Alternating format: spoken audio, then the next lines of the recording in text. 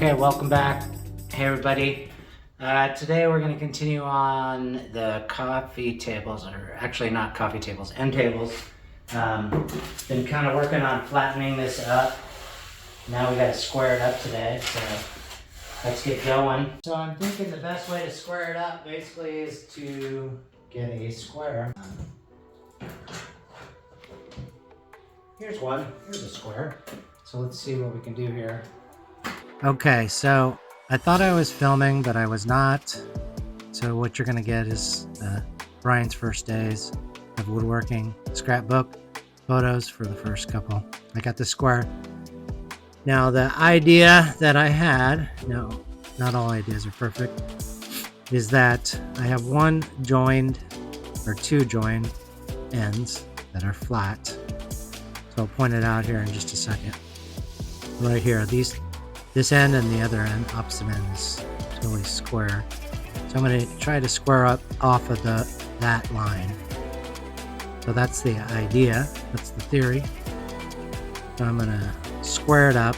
Now remember, I want to be 23.5 by 23.5 when I'm finished with all this. So that's the vision. So for some reason I got this angle finder out, and I just, at this point, I'm flexing tools that I have, which doesn't sound right, but anyways, I'm just showing that I know what a 90-degree angle is by putting it to 90 degrees. But what I did do is draw a line off the square, and then I'm going to put this level and clamp it down so that I have a line to put my cut saw, not my cut saw, but mine just radial saw, and cut a straight line across. And if you didn't know this, DeWalt's, Milwaukee's, Makitas, they all have the same spacing, which is 1.25 inches. Double check it, but it's pretty universal. So if I make the line I want to cut and then measure off 1.25 inches and then set my straight edge against that, then I should have a perfectly straight line. It's going to go right where I want it to every time. So there is one condition on every time, and that is that you make the correct measurements. And you'll kind of see here in a second that, well, I'm staring at my saw, and then I line it up. Now, when you clamp it down, make sure you always put the clamps on the opposite side of the saw so that you don't hang that. And I always suggest that you make a very clear place for you to cut, so your arms can move freely, you can move through it. And notice the sad music. I almost changed it, but then I thought, this is really sad. What happens next is really sad. And that is not that I cut my finger off. I'm sure some of you are like, oh my God, he's going to cut his finger off. This is awesome. But that's not what happens. Is that I mismeasured for some reason. So I put my blade up, realigned it to see how far off I was. And I don't know, I think I was an 1/8 off or something. So I reset my line before I cut anything. And then it just seems like everything that could go wrong on this. This is the sad part. It keeps going wrong, and I'll show you. You'll see what happens. But I got it all lined up. I'm excited, ready to go. Get ready to line up. Make sure I got clear path to push through it. Get started, start pushing, and then I forgot to put my guard up. I forgot to pull my guard. Okay, that's why it's stuck. So I correct that, get ready to go, ready to push through, get a nice clean cut. I'm going. And then what happens is my battery runs out. And then I have to stop my cut again. So that's twice I've had to stop my cut. So this isn't going so well. This is woodworking for you. Get a fresh battery. Pull my guard up. Lessons learned. Get ready. Make sure I got a nice smooth way to push it through. Start it up. And then finally finish my cut. So at this point, I'm a little kind of frustrated, to say the least. And it took me 6 minutes in YouTube time to get here, but times that by 10. And see, I got a little burr, or kind of like it's not exactly even. The cut itself, though, is square, so I can just easily sand that down a little bit, get a square edge, and I'll be cutting and shaping it some more. Again, I'm taking my little angle finder just to show that I know angles. I have to. It's 90. Thank you very much. Okay, I don't know if you can see me, but the old end tables are, I'm going to write it down, 23.5 or 23.5 by 23.5. So I'm going to try to make it similar to the old ones. And I'm kind of tired of working on this. So I'm going to go take a walk with my dog. Don't go anywhere. It's just going to take a minute. Really. Seriously. Like not even a minute. Misha, do you want to take a walk? You want to take a walk? You want to take a walk? Yes, she does. Up. Sit. Sit. Mush.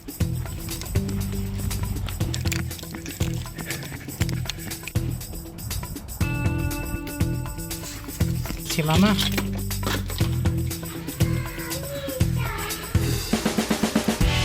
What are you doing?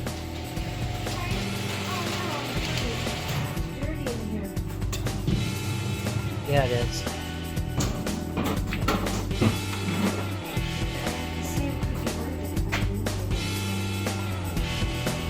What'd you say? This is trash. How about that? Oh, the dirty would be worth it if I had end tables. You can't put that on anything. Look at you, a mess. You'll get approval before I put it up. This doesn't seem safe, does it? Yeah. Okay, here's the deal. Last time you saw me cut a straight edge, and so I'm gonna continue from there. Trying to get the basic tops, which I'll show you. Trying to get this square. So I cut one edge, but I'm trying to think of a different way to do it because it's a little inaccurate doing it that way. Okay, so my new idea basically is gonna be to use a sled to push the tabletop and tabletop through. Again, using the straight edge that I have right here, because those should be pretty flat. I already cut one end, kind of straighten it out. So I'm gonna just shave that one end. I'm gonna get the other one. There's my sled. So I thought I'd, at this point, take a second to kind of show you, because I don't think I've showed you what my vision is or what I'm going for. So this is the idea that I have in my head and my archaic drawing, but that's kind of what it's going to look like. It's going to look and match basically my coffee table. The corners, the beveled edges, I want to get the finished tops to look somewhat like this. Again, I'm going to attach it like I did this table with some screws, going through a couple of plates that join the two legs together. So that's the idea. That's what we're going for. So at this point, I'm after a week or so break. I'm just cleaning up a little bit, and I'm grabbing a gift that I got from my wife, which I'm pretty proud of. It's really nice. It's from the wall made it. Got some straps to go with it. Pretty proud. And then as I'm putting it on, I'm kind of thinking this is more like a saddle. And in this scenario, I'm the horse, in which I'm saddling up so that my wife can ride me, figuratively, to finishing these end tables. But, it's a gift that has 2 gifts in it. And I'm okay with it, because I love it. It is a lot of fun. And so that's kind of my thoughts on that. But I'm using this bench. Basically, it's a husky bench that kind of cranks up and down, which is really nice for a feed table. If you don't have one of these and you're kind of a beginning woodworker, I'd highly suggest it, because it is really nice. Testing out my sled, being a horse, Let's see if I can push the sled. Oh boy.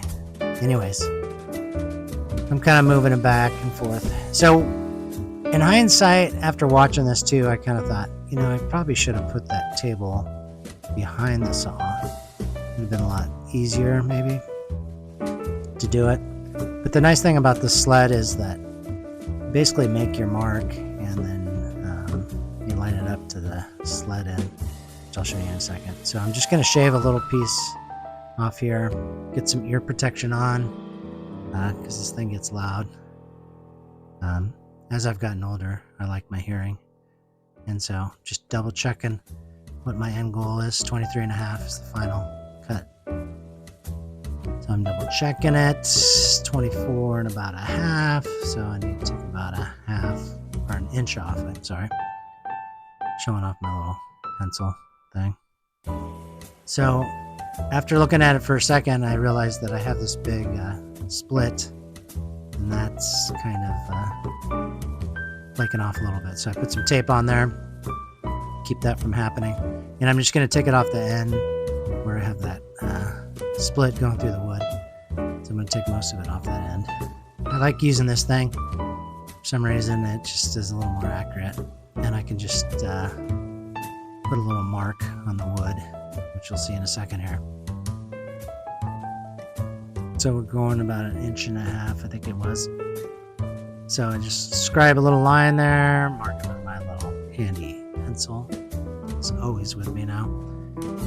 And I'll line it up. That's what's nice about these sleds. You can just line it up to the edge, and it should be straight. What am I trying to say? It should be right on. And I'll make sure that's flat against there. Marks lined up. And let's get ready to rumble. Click in my gun into my holster. I do love this, honey. Thank you. Even though it's a saddle, I'll wear it proudly. Again, try to push through it straight and even best you can. This is a little tedious, but I just push through and make my cut. Doodle-loop, doodle-loop. There it is. You can see that crack is pretty substantial, so I'm glad I cut that out. I'm gonna have to figure something out there. Now, at the end of the day, I was about 1/8 too far, but oh well. What do you do? Measuring it for square, I was about 1/8 off.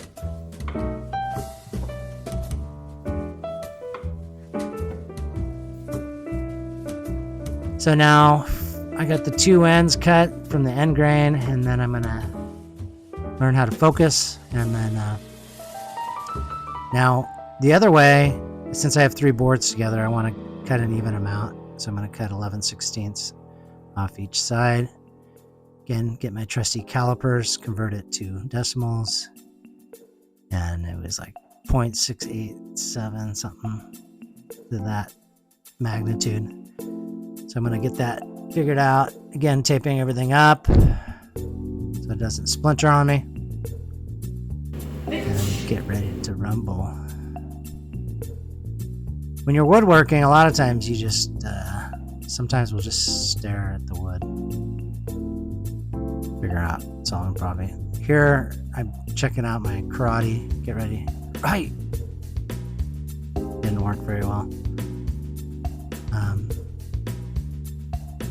Don't be afraid to use your teeth when you're woodworking. So just kind of double checking things. But again, I used my calipers, set it 11/16, mark each side. We're ready to cut that out. Let's grab a little line, I guess. Just a reason to use my pencil. Dun-dun-dun, dun-dun-dun. Push it through carefully.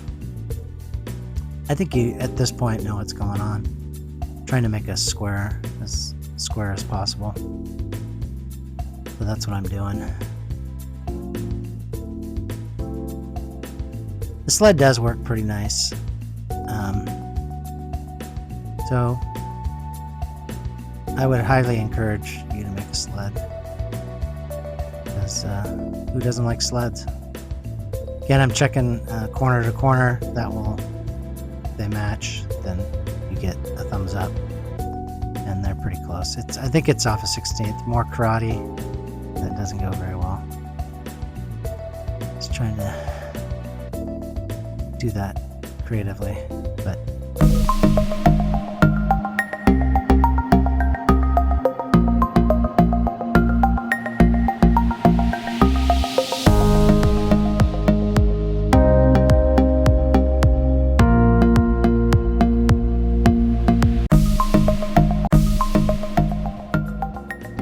okay, so that was a little skydiving. Now I present to you a perfect square. Check it out.